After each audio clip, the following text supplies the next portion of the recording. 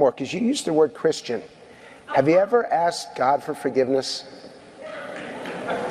That's a tough question. I don't think in terms of, I'm a religious person. Shockingly, because people are so shocked when they find this out, I'm Protestant, I'm Presbyterian.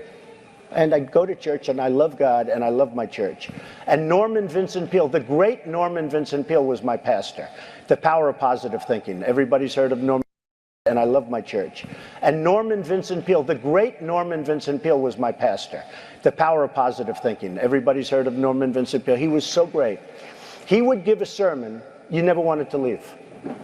Sometimes we have sermons and every once in a while we think about leaving a little early, right? Even though we're Christian. Dr. Norman Vincent Peale, Frank, would give a sermon.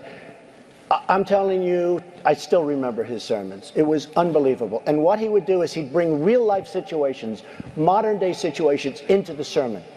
And you could listen to him all day long. When you left the church, you were disappointed that it was over. He was the greatest guy. And then, you know, he passed away, but he was a great, he wrote The Power of Positive Thinking, which is a great book. But have you ever asked God for forgiveness?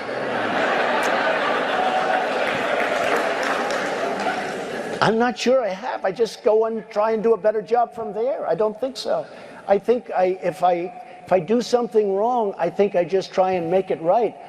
I don't bring God into that picture. I don't. Now, when I take, you know, when we go in church and when I drink my little wine, which is about the only wine I drink, and have my little cracker, I guess that's a form of asking for forgiveness. And I do that as often as possible because I feel cleansed, okay?